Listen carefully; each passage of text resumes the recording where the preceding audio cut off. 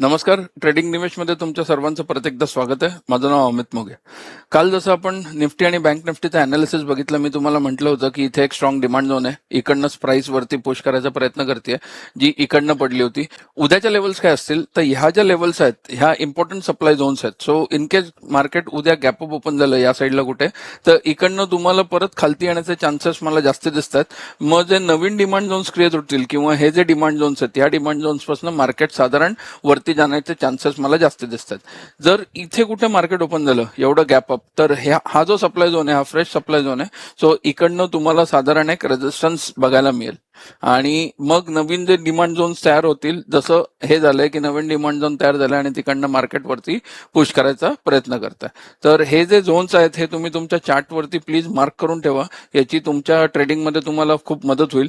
मी या व्हिडिओ मार्फत कुठलंही बाय सेल होल्डचं रेकमेंडेशन देत नाही. मी फक्त लेवल्स मार्क करून देतो ज्या तुम्हाला मदत करतील तुमच्या ट्रेडिंग स्ट्रॅटेजीमधनं तुम्हाला ट्रेड मिळवून द्यायला. ठीक आहे. आता 15 मिनिटच्या चार्टवरती, आता 15 मिनिटच्या चार्टवरती जर बँक निफ्टी तुम्ही बघितलं तर इथे हा एक मोठा डिमांड झोन क्रिएट झालाय. ह्याच्यामुळे काय झालंय बघा, मार्केट इकडनं ना खालती पडत आहे ना या सप्लाय झोन पासून वरती जात आहे. पण हा सप्लाय झोन मार्केटने किती वेळा तोडायचा प्रयत्न केलाय बघा आजच्या दिवसात. 1, 2, 3, 4 आणि हे पाचव्यांदा परत आलंय त्याच सप्लाय झोन पर्यंत. जर उद्या मार्केट गॅप अप ओपन झालं साधारण ह्या लेवलला ह्याच्यावर, तर हे जे सप्लाय झोन्स आहेत इकडनं तुम्हाला एक सेलिंग बघायला मिळेल. पण ते सेलिंग म्हणजे असं नाहीये की मार्केट बाबा फारच खाली पडेल. तर मध्ये मध्ये जे डिमांड झोन्स आहेत त्या डिमांड झोन पासून परत तुम्हाला मार्केट वरती जातानाचे चान्सेस जास्ती आहेत. इन केस परत मार्केट जरी या डिमांड झोन पर्यंत आलं ना, तर या डिमांड झोन पासून मार्केट मला चान्सेस दिसत आहेत की या डिमांड झोन पासून मार्केट आणि प्राइस परत इकडनं वरती जाईल. आणि हे जे आहेत हे सगळे अनटेस्टेड डिमांड झोन्स आहेत. सो इथे जरी आलं मार्केट तरी इकडनं वरती जाण्याचे चान्सेस जास्ती आहेत, प्राइस वरती जाण्याचे चान्सेस जास्ती आहेत. तर या लेवल्स तुम्ही मार्क करून ठेवा तुमच्या चार्टवरती. या लेवल्सचा तुम्हाला तुमच्या ट्रेडिंग स्ट्रॅटेजीमध्ये उपयोग झाला तर आनंद मला होईल. ठीक आहे. तर आपण आता वळूया निफ्टी. हा आहे निफ्टीचा चार्ट. 1 आवर वरती जाऊ. 1 आवर वरती बघू काय लेवल दिसतात. 1 आवर वरती पण निफ्टीला इथे मजबूत डिमांड झोन आहे. हा जो एरिया आहे हा कम्प्लीट एरिया त्याचा डिमांड झोन आहे. सो इथल्या कुठल्याही एरियात जरी निफ्टी आली तर इकडनं मार्केट वरती जाण्याचे चान्सेस जास्ती आहेत. सो बेसिकली मी हे 15 मिनिट्स वरती का दाखवतो तुम्हाला, सॉरी हे 1 आवरचा चार्ट आहे. 15 मिनिट्स वरती दाखवायचं कारण काय, इन केस तुम्हाला इंट्राडे जर करायचं असेल तर इंट्राडे साठीच्या लेवल्स 1 आवर वरती दाखवतो. इन केस तुम्हाला स्विंग करायचं असेल तर स्विंग साठीच्या लेवल. हा 1 आवरचा चार्ट आहे निफ्टीचा.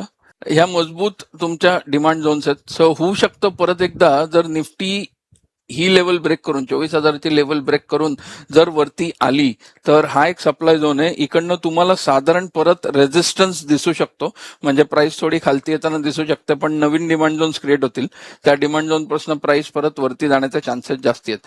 जर आपण असं पकडून चालू की निफ्टी इथे ओपन झाली तर हे जे सप्लाय झोन्स आहेत हे फार इम्पॉर्टंट सप्लाय झोन्स आहेत. इकडनं परत तुम्हाला प्राइस खालती येताना दिसेल, पण नवीन डिमांड झोन्स क्रिएट होतील त्या डिमांड झोन्स पासून प्राइस वरती जाण्याचे चान्सेस जास्ती आहेत. आता 15 मिनिटच्या चार्टवरती जर मी आलो तर जसं मी काल तुम्हाला सांगितलं होतं की इथे हा एक कालचा सप्लाय झोन होता, पण बघा आज मार्केट इथे ओपन झालं. सो हा सप्लाय झोन झाला कॅन्सल. सो याचा काही उपयोग नाही. मग एक डिमांड झोन क्रिएट झाला, त्या डिमांड झोन मधनच प्राइस वरती गेली बघा. तुम्ही जर बघितलं तर हा एक नवीन डिमांड झोन क्रिएट झाला, गॅप अप ओपन झाल्याने आणि प्राइस इकडनंच वरती गेली आहे आणि एक्झॅक्टली 24,000 जो बिग राऊंड नंबर आहे तिकडनंच प्राइस रेजिस्ट करते आणि हा एक तो सप्लाय झोन आहे. जरी मार्केट उद्या इथे गॅप अप ओपन झालं तरी इनिशियली तुम्हाला थोडीशी प्राइस रेजिस्ट करताना दिसेल.